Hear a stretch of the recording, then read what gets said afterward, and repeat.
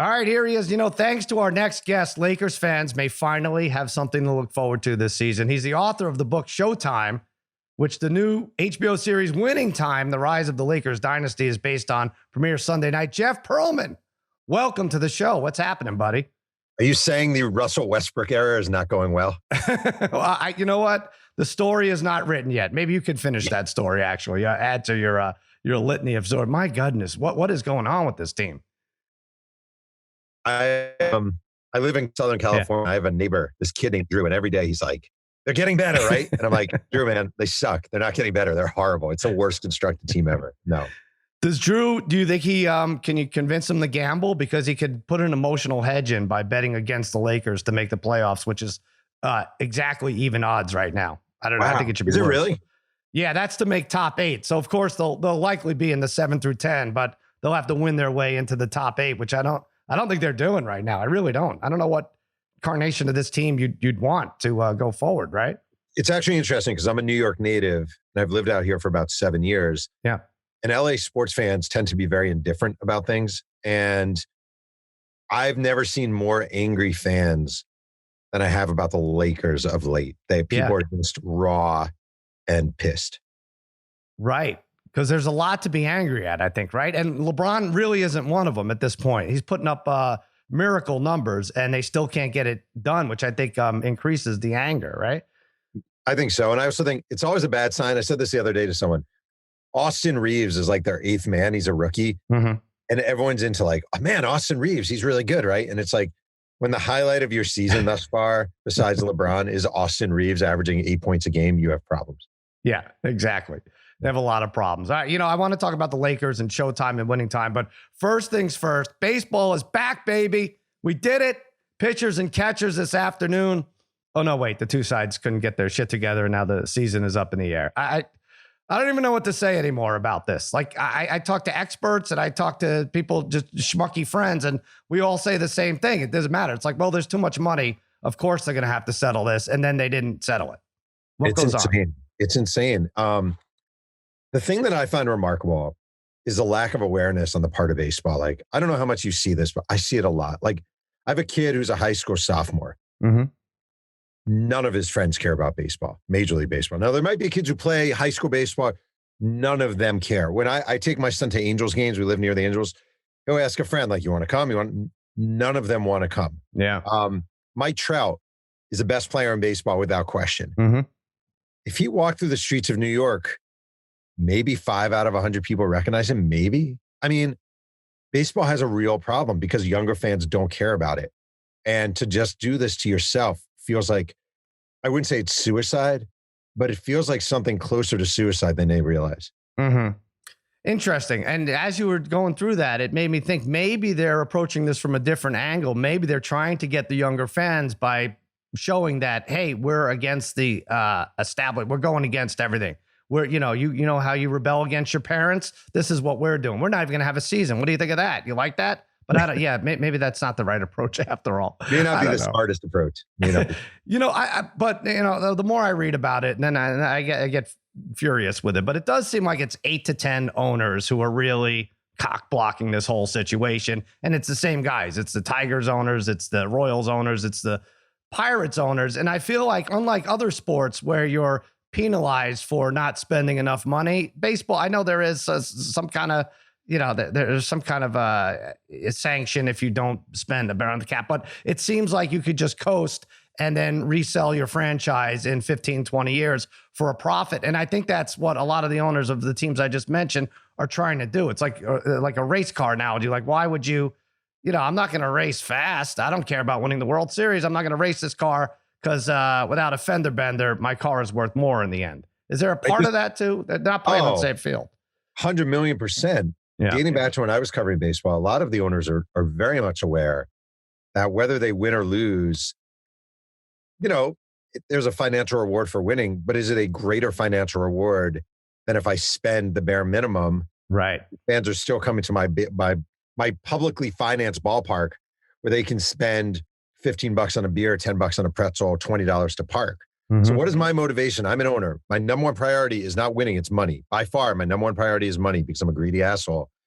What is my motivation exactly for upping my payroll when I'm going to get basically the same results financially by my team going, winning 70 games in a season. Right. And so, okay, so two things with that. One, is it more prevalent in baseball than in other sports, or is that just how it's ringing out to me? And two, if there is such a gap between the owners who want to win and the owners who don't give a shit, how could they ever fix anything and specifically address the idea that bring younger fans back into, like, how do they close the gap at all in this? I honestly don't know. I think one thing I will say about baseball in regards to younger fans, my son and I actually do this thing when we will sit at Angel games and we'll play the game. How do you get younger fans? I swear to God, we've had a million talks about this. Baseball is the worst at it. It sounds dumb, right? They should be doing as much social media engagement during games as possible, because if you look around stadiums, people are on their phones the whole time. So you should have, during the game, you can listen to the third base coach on your phone. You can have an app where you can listen to so-and-so, or you can listen to the dugout, or you can, even back in the old days when they did stupid stunts like you call the pitches for an inning. I know that sounds corny. I'm not saying you can do it that far. Right. They need to engage fans times a million, and they don't engage fans at all. They should mic up Mike Trout during an inning. This inning, listen on your iPhone. Listen to Mike Trout in center field. He'll talk to the fans. This inning, listen to the umpire. Mic the umpire during the game. They don't do any of that stuff. None of it. Also, like, they've killed the stolen base. The stolen base died. Very exciting. To me, you see I'm wearing an Expos hat. To me, the day of Ricky Henderson, of Tim Raines, of Vince Coleman, going back Lou Brock, the excitement of baseball, somehow they need to get that back, because they just have lost young fans. Yep, you're right. And as you were going through that, it made me think, okay, so they're on their phones, right? At the ballpark. Everyone's on their phone. Doesn't matter. We have the nets up, so they're, theoretically protected. As long as they're on their phones, why not? You don't want everyone to develop a gambling addiction, but why not like a free-to-play game? Like, you accrue certain amount of points for calling pitches and whatever you just said, all the things that come up, right. Predicting the next home run, predicting the next strikeout, whatever. And do something, jazz it up a little bit, anything. You know what? It doesn't even have to be gambling. It can be for kids. Here's your phone. Here's an app. If you pick the next 10 pitches in a row, you win a t-shirt, or you win a hot dog, or so-and-so. Like, it is the lead. You go to the NBA. The NBA is the most interactive, right, engaging sport you can go to. And baseball is a 180. And I love baseball. I love watching baseball. I love the pace of baseball. I love taking my kids, sitting there, chatting, eating. Most people in these days, the thing that baseball has never really figured out, in my opinion, is they're not competing against other sports, and they're not competing against their own history. They're competing against phones. Yeah, you're right. Yeah, that's exactly right. Well, it doesn't matter if they're not going to have a season. Part of me is like, well, I don't mind 140 games anyway. So if you cancel the first 3 weeks, so be it. But really, what a slap in the face it is anyway. I do want to talk. You've written books about the 90s Cowboys, the 86 Mets. I'm not sure how we're not best friends. Those are my two favorite teams of all time, that genre. You never invited me over for dinner. Oh, that's why. Yeah. Well, you're at these Angels games. I can't pull you away. They usually start at 7:10. But you also did a great job on our 86 Mets documentary, Once Upon a Time in Queens. You were the one not slurring your speech. Who gets your MVP of that documentary? Oh, I love that question. All right. I would give it, weirdly, because I can't stand the guy, to Dykstra. I thought Dykstra, sometimes the way he would talk and the way he used his hands. Yeah. And when he was talking about it, it's business. It's business. This is business. There's something about that where I just thought, man, Dykstra, I can't stand this guy, but he's really good in this documentary. Yes, it's weird that you can't stand him. You're politically aligned, I feel. Oh no, maybe not. No. All right. Funny thing about Dykstra, I brought him to that. That's the one interview I was there for, and I had to bring him to a house in the middle of Hollywood.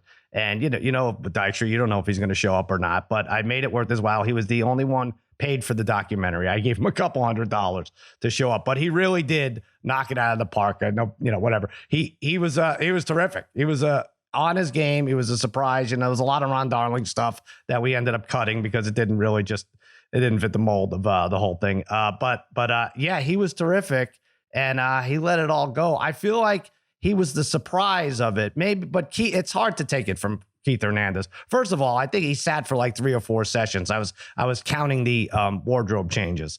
and then the cat would have to get an assist somewhere in there. But yeah, it was just tremendous through and through, I thought. Wait, can I tell you my crazy Dykstra story? Please. Well, first of all, I just want to say you can give Hernandez all the praise he wants. And obviously he played for the team and I'm just a writer. Yeah. You guys were in my backyard for 8 hours. And I didn't even get a t-shirt or an invitation to your house for dinner. So really? Oh, no. 8 hours. Was it 8 hours? 8 hours. Oh, I told him 10. I said, don't let Pearlman off without 10. Yeah. No, I meant only 8. Like it was only. Oh, I got you. Oh, you wanted multiple days. All right. Okay. Yeah. True story about Dykstra. Yeah. He hates the Bad Guys one, apparently. And he's never been very nice about it. And every now and then we've gone back and forth on Twitter, which is never good.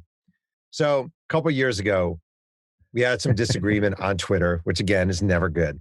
Mm-hmm. And all of a sudden, he tweets out a picture of my wife. Oh, no. And he tweets, let's rate Jeff Pearlman's wife's hotness on a scale of 1 to 10. How'd she do? She did well, but that's not the point. Oh, okay. I'm sorry. I only gave her 7, but everyone else, no. And my wife, just a few weeks earlier, had literally donated her kidney to a stranger. Like, she did not deserve this treatment. Right. And I DM'd Dykstra, and he wrote back, hey, dude, just checking to see if you're man enough to stand up for her. Good on you. I'll take it down.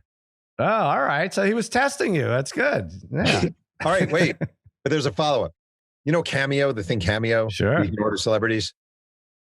I thought it'd be funny. My wife was not happy about this whole engagement. So I ordered her a Lenny Dykstra cameo of him being like, hey, Catherine, I know, blah, blah, blah. But just so you know, I gave you a 10 and, whatever. Like, just as funny. Right.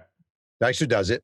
And he does it without wearing a shirt. He actually does the cameo shirtless. Now, I write him later. This all takes place in the span of like 2 days.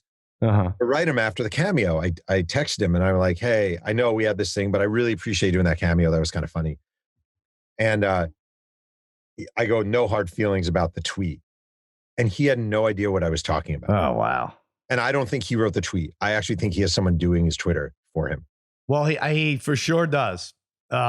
Because I've had all sorts of all over the spectrum on DMs from him, like from it seems like it was like from a Yale college professor to Lenny Dykstra. So yeah, there are multiple people manipulating his account, but that's interesting. Wow. Wait, but think about it. It wasn't Lenny Dykstra tweeting out, yeah, that's great Jeff Pearlman's wife's hotness. It was actually an employee of Lenny Dykstra tweeting Amazing. An employee. Yeah. How much does that guy get paid? Wow, yeah, that's very weird. That he's become the Iron Sheik, Lenny Dykstra. He's got people tweeting. Well played. Good reference. Yeah. Well, and did your wife afterwards? Did she donate her liver to Lenny? I mean, that would have been the thing to do, right? No, she did not. I have a quick Lenny Dykstra. It's not that quick, but bear with me. And I wrote about this in my book. The only book I'll ever write. I don't know. You're a maniac. I don't know how you're approaching out double digits in books. I don't know how you do it. But I went out to dinner with Lenny Dykstra back when I thought it was cool, and I wasn't going to get arrested with him. By the way, the fact that he brags about not being arrested multiple months is all you need to know. But so we go to this restaurant. We have to change waitresses twice because he offends them. So now our waitress is a short, bald man. About an hour in, and we're talking whatever, and like every 20 minutes he's trying to sell me something on flipping a house or some crap, and I just like yes my way to the next subject. And then he tells me he does a live Facebook check-in for after the Mets games. I was like, well, you're not even watching the Mets game. I was like, let's put it on. So during dinner now, and they're playing the Phillies, which is kind of cool. Like, wow, Mets, Phillies, Lenny Dykstra, I'm watching with him. He watches, it goes like 12 innings. The Mets bullpen blows it. And he's like, all right, let's shoot it by the pool. We're at the Sunset Towers. We're on top. He's like, let's shoot my live thing by the pool. You mind shooting it? I was like, no, fine. And as I'm about to shoot it, he notices Paul McCartney is a couple tables over.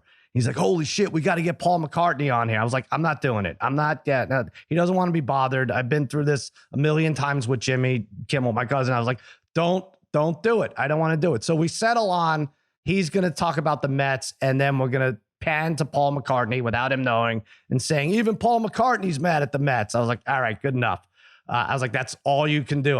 don't make a scene here because I'm telling you, I'm not going to film it. Sure enough, he's like, all right, cut. Hey, Lenny Dykstra from on top of Sunset Towers. The Mets losing 12 innings. And holy fuck, it's Paul McCartney. And Paul McCartney turns around, and I don't even pan. I leave the iPhone right there. And he's now screaming at me for not panning. And as he's screaming at me, we get thrown out. Security throws us out of the pool. Wow. So there's my Lenny Dykstra. Didn't cost me a kidney or anything. Would you say you like or dislike Lenny Dykstra? I want to like him. I really do. There are so many times when I'm like, wow, you're a smart dude. What the hell are you doing? And then he just and he throws you for a loop. 85% the rest of the time. Wait, can I ask you a controversial question? Yeah. Who was the worst interview on the 86 doc? Oh, interesting. Well, the worst ones are the ones that turned it down. Like, I don't understand. Like, Howard Johnson afterwards is like, they didn't ask me. And Jesse Orozco, same kind of thing. Like, that bummed me out. The worst ones, man, I really liked them all. Do you have one in mind? No, I think Strawberry can be a little stiff, but he's found Jesus. I mean, respectfully, he has become very religious, and I think he's right. He doesn't totally embrace that era, but actually, he was good for what he usually is. Yeah. I mean, you wanted it different because they already did a 30 for 30 on Gooden and Strawberry, so it's like, all right, it had to be different from that. What are we going to take from that? But I really did like all of them. Like, the players were all terrific. I thought Backman, even Ojeda. Knight was very good.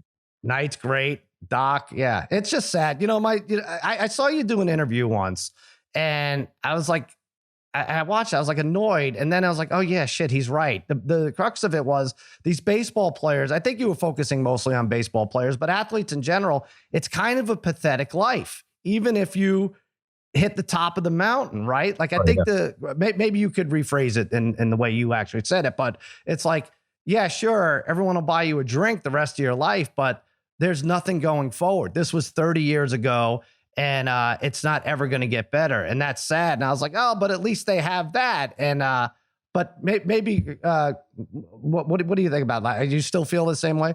I debate this with a friend all the time. Yeah. This is going to sound ridiculous to a lot of people, but I think you get it. Like, are you better off having been a professional athlete than not? Right. Because financially, sure, you probably are. But like, you're never going to recapture what you had at 30. And people may say, yeah, but you had it at 30. But to go another 50, 60 years, knowing what cocaine is like and never getting another snort, I haven't used cocaine, but you know what I mean? Like that high. Mm-hmm. And not only that, always being reminded of it. Over and over and over and over and over. Lenny Dykstra will be 80 years old and people will be like, nails. It seems like a torture chamber. It really doesn't. Like, I'm 49 years old. I can write now probably better than I did at 29. Like, you actually get better at certain things in life. Right. But if you're an athlete, once it's gone, and you're always trying to recapture it, and you're always reminded of what you were. And it just feels like a torture chamber in a lot of ways. Yeah, I wonder if it's different from a lot of other things, like Greg Brady, for instance. Kind of the same thing, right? Very much the same thing. He's not going to pull off a Sopranos role all of a sudden at 60, right? So there's that. The other thing is when my son brought this up to me, he was like, after he watched the documentary, my 16-year-old, he's like, wow, thank God they won. What a bunch of losers. This would have been the saddest story ever had they lost game 6 like that. I was like, yeah, absolutely. That's the other part of it, the Bill Buckner part. So yeah, there's everybody else who doesn't make it. So I don't know if it's better to have won that thing. I know what I now know what you're saying, but I also feel like they're in the mindset from very young where they're going to be able to accept this way of life for the next 60, 70 years. Probably. I just think it's really, I just think there's a great book or article to be written about the retired athlete and the struggles of the retired athlete, not just the CTE or alcohol dependence, but the ego blow and just the way it totally messes with your ego. And you think you're this thing and you're this thing. And one day it's just over, but everyone always remembers it. It's not like it's over and then you can walk away and go to law school. Right. It's over and everyone knows who you are and remembers. And even if they don't, oh, you're so-and-so. And there's always that moment, that really sad moment when you're walking into a Whole Foods and someone says, wait, did you play baseball? And you have to be like, oh yeah, well, I played a little ball. And the mom says, oh no, Johnny, he played for the 86 Mets. Mm-hmm. Oh, wow. What's your name? Oh, it's Jesse Orozco. Mm-hmm. Oh, wow. Can you sign an autograph? And Jesse Orozco knows this kid has no idea who he is. The mom knows he has no idea who he is, but the whole thing takes place. And I've seen that play out so many times and it actually hurts my heart to witness. Yeah, I can confirm that nobody knows who he is. I was lucky enough to throw out the first pitch at a Mets game. It was like a Tuesday afternoon against the Pirates, like a 12:45 start. And I got there and I had the number 47 on Orozco. I'm a lefty, and I was going to replicate the last pitch of the World Series where he throws the glove in the air and celebrates, and minus the part where the team ambushes me in that part.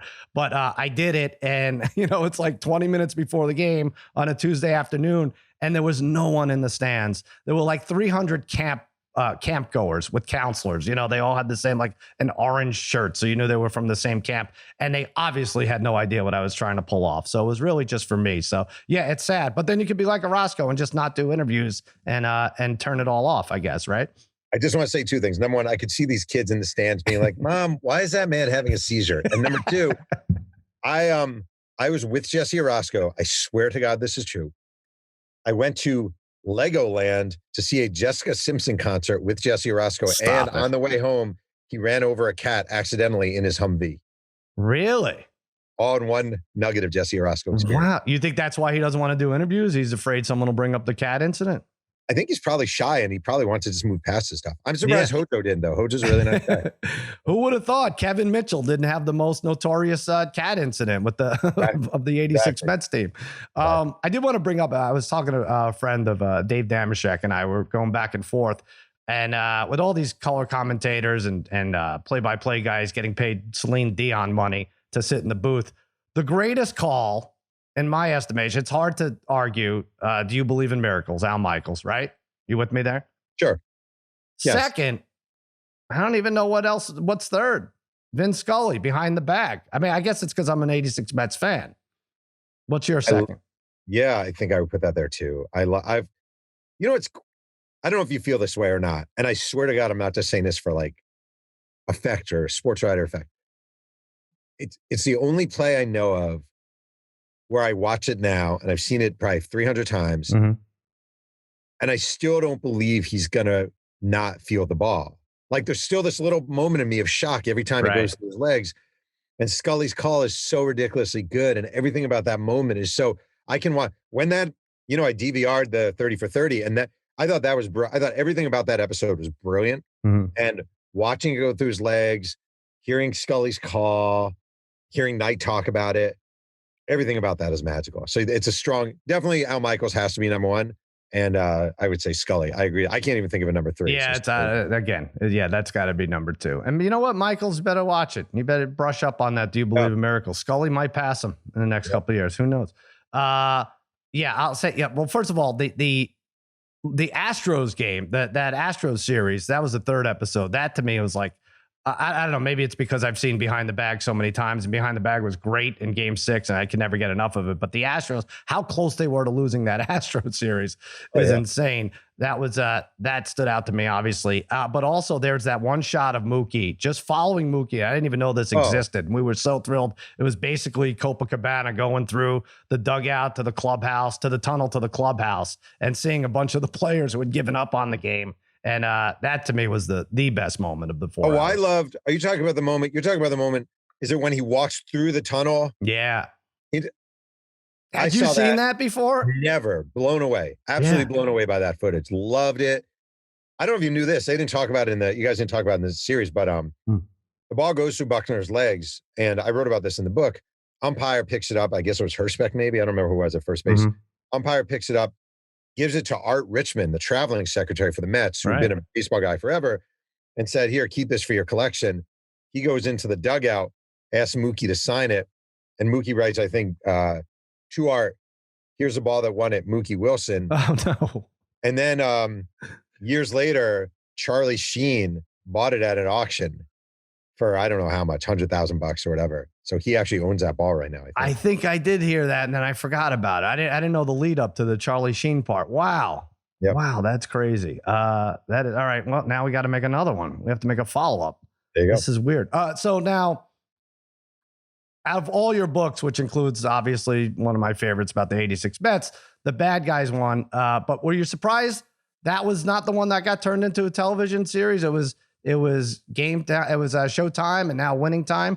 I'm getting confused because they had to change it they can't call it Showtime because it's on HBO, right? I mean, Showtime really dropped the ball here, basically. Showtime should have bought the rights, and this could have been perfect cinema. Also, it is weird because HBO does show the Eddie Murphy movie Showtime on HBO. Right. That's right. Oh, man. Yeah. What a big mess. I hope people aren't too confused. But let me ask you about this. So when they do a television series, you must be excited about it because, wow, they're turning your work into it. But also you have to be a little nervous. Like, oh, my God, what if they ruin all my hard work and turn it into like Pam and Tommy Lee, like AC Green's penis has its own character? Are you a little apprehensive about what you're about to see? Well, I've seen them all already. I've seen the episodes. And I just said this to my dad the other day. I was like, if people hate the show, I can say, it's just based on my book. And if people love the show, I can say it was based on my book. Right. It's not, I'm not a writer for the show. So I can always use that excuse and give myself a little distance. But I actually love the show. So I'm pretty confident people like it. Oh, good. Okay. What can we expect? So now, like, to me, Magic Johnson obviously was the key to the Lakers' success when they get the number 1 pick in 79. Although it seems, and I don't know, again, I'm in blind now. Jerry West wanted Sidney Moncrief, and the Lakers almost went with him over Magic. I wouldn't say they almost went with him, but West made a very hard push for Sidney Moncrief. Okay. And here's the argument. How big of an NBA guy are you? 6, 5. I don't know. I would make the argument.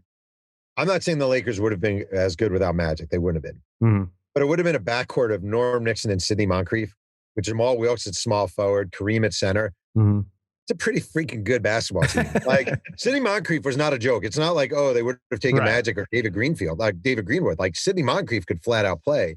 So, and Jerry West's concern, which made sense, was there'd never been a 6'9" point guard in the NBA. Mm-hmm. And what's going to happen when he's bringing the ball up the court and all these little gnats are coming after him and all 6-foot guys like tiny Archibald are trying to steal the ball? How is that going to work? Right. So it wasn't like West didn't have some logic to his concern. He was just off on that one. But he was so ahead of his time with that from everyone else in the league, right? And I think that's gonna show in this series. Well, I think what you saw with the Lakers back then, I mean, it really was the owner, Jerry Buss. Like, he bought the team the same year Magic came along. And he saw the Lakers and he saw the Forum and he just thought it was stale. He thought basketball was stale. And he's like, people are just going to watch basketball and they need to go to be entertained. Like, this should be an entertainment venue. So he birthed the Laker girls. Not literally, but he made the Laker girls. There was a place called the Forum Club, which was like Studio 54 inside the Forum. Sure. Piped in music, just halftime entertainment, on and on and on and on. Everything you see in the modern NBA did not exist before Jerry Buss came along and said, we need to do all this stuff. So he was really the one who saw, in the way baseball should now, coming back to what we talked about originally, like, people shouldn't just go to a sporting event for the sport. They should go for a sporting event for the entertainment venue. And Buss was the one who picked that up immediately. Is there an Art Richmond sign my ball moment that didn't make it that you think should have been in there? There's a moment in my book that I love that I feel like that didn't make the series. I'm not mad or anything, but I always thought it was like the definitive moment. And it was actually 2. Magic comes to LA for the first time to negotiate. And he's picked up at the airport in a limousine sent by the Lakers. And he's driving to the Forum. And he asks the driver to stop the car. And Magic Johnson's from Michigan. And he opens the door to the car and he sees oranges growing on trees. And he reaches up and he picks an orange from the tree. And he's like, you guys grow fruit on trees. That is crazy. I can't believe, oh my God. And I just love the image. You know what I mean? Of like a 20-year-old Magic Johnson being blown away by an orange on a tree in LA. And the other thing is, the first time he went to the Buss's house, this is during early negotiations, Jeannie Buss, who at the time was just a fringe figure in sort of everything Lakers, answers the door. Her dad isn't quite ready yet. Her and Magic are talking. Magic says, Jeannie told me this. Magic says to her, my plan is I'll play for the Lakers for a couple of years. Then I'll probably sign with the Pistons and go home and play in Michigan. And Jeannie Buss, as soon as she excuses herself and she goes to talk to her dad, she's like, Dad, he says he's only going to stay here a few years and he's just going to go back and play in Michigan. And Jerry Buss's reply was, Jeannie, once he gets a taste of LA, he'll never want to leave. Wow. He was right. And by the way, I'm glad, I'm sorry, I know you missed it, but I'm glad they didn't do that orange scene with the on the tree, because I would have been like, oh, that didn't happen. That I didn't know, happen. but it did. It I did. know. Well, then you'd have to jump in and explain that it did, but it just seems so crazy. Well, thank God it worked out for the Lakers. Has helped them this year. Do you know of any former or current player? Well, you saw the whole thing. Can you tell us about any cameos or?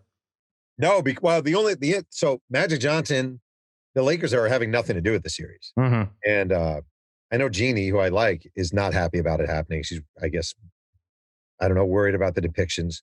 Magic has said he's not excited for it. Kareem, not excited for it. The cool one is Norm Nixon, who is the Lakers point guard, is played by his son, Devon Nixon, who's an actor, actually plays Norm Nixon. Oh, that's fun. Which is very cool. So, it's like a loaded cat. I mean, it's Sally Field and Adrian Brody and John C. Reilly and a bunch of people. Yeah, it's really cool. I'm very excited for it. I mean, there's a huge cameo. Wait, I didn't mention the biggest cameo. Go ahead. I don't want to get you too excited, okay? All right. Promise you won't get too excited. Is it Lenny Dykstra? It wouldn't really make sense, but yeah. Better. It's Jeff Pearlman playing reporter number 3. Oh, all right. He buried the lead. Oh, that would have been a nice surprise. Yeah. You won't even see me. You won't notice it's me anyway. So. How did you research for the role? What did you do? I mean, you must have really had to clear out your schedule. Well, I thought to myself, be as nerdy as I usually am and spill something on my jacket before I go, and I'm good. Oh, good. All right. All set. Let me ask you this, and we appreciate having you. This has been a lot of fun. Cowboys, Lakers, Mets, you've covered them all. If you could be a backup role player on any of those teams, which would you most want to be on? Which would you least want? Which would be the scare? Would you want to stay away from? I'd stay away from the Cowboys. Number one, because I value my brain too much to suffer CTE by playing football. And also like the cocaine scene, just not my thing at all.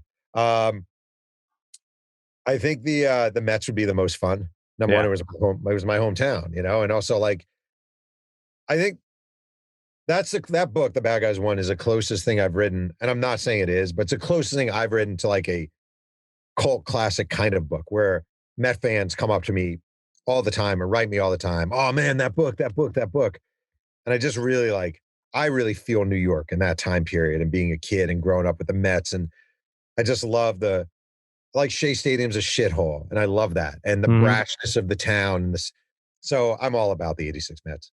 Where did you grow up? What, Mahopac? Is that where I read? Is that where you are? Mahopac, damn it. Mahopac? Oh God. That's not what Long Islanders call it. It's Mahopac. All right. I'm from Mahopac. I used to say Mahopac. I had 2 shots to get it right, and I picked the wrong one. Okay. Home of, I don't want to brag, but home of former Seattle Mariner lefty Dave Fleming. Oh wow. All right. Yeah. Wow. That is a lot of bragging there. So how far is that from Flushing? That is about an hour's drive. Okay. So, I mean, that's basically what I came from Eastern Long Island for the most of the games I drive out to Shea, but yeah, same kind of thing. I loved Shea. I get why they took it down, but I loved it. Everything about it. Don't you think I just felt like it perfectly symbolized the Mets, which is little peeling paint, little concrete with some cracks in it. Yeah. Kind of shook a little bit too much when people cheered, the planes going over it. It was an imperfect mess. Yeah. Much like that franchise has been. It really, I don't know if you could see over my left shoulder is the 338, the Shea right there, the left field, basically wall there. My cousin Jimmy and I got in on some memorabilia, and we got, that's a great piece right there. But we got Rook, the 1986 World Championship Mets, that sign in left field. Yeah. We have that, but it's a piece of cardboard. I mean, it's, and we paid many thousands of dollars. I'm embarrassed to say how much we paid for it. It's a piece of, and it was, as advertised, it was the last one hanging at Shea Stadium. But the dirty little secret is, it's cardboard. Every time it rained, they switched it out. So it wasn't even really a sign. So, but you won it? No, we didn't win it. We bought it. I don't even know if there was a. But do you have it somewhere in your? Is it somewhere in your house? Oh yeah. I mean, but the Jimmy Kimmel Live art department could have whipped it up in like 35 seconds. Yeah, sorry. So yeah, but there you go. Well, Jeff, what Expos memorabilia do you have? I have almost no. I have the only thing I have is my father-in-law years ago, but got me a signed '86 Mets team ball. But those things are not that hard to come by. Is that true? They really? But you have all the signatures? I do have all the signatures. Oh, so why is that not hard to come by? They did so many signings over the years. There's a guy named Mead Chasky. I don't know if you know that guy. And he was a memorabilia guy. And he just, I mean, they held so many events. Right. where they brought those guys together, which is cool. But the value of a ball is probably $100 maybe. Listen, why don't you make an NFT out of the DM exchange between you and Dykstra, and then you're set for life. You don't have to worry about these books anymore. Done. So, Jeff, very excited about this weekend and Sunday, and maybe I'll see you at an Angels game sometime in 2029. yeah, we'll be there. All right, Jeff Pearlman. Right. Thanks again, pal. All right, take care.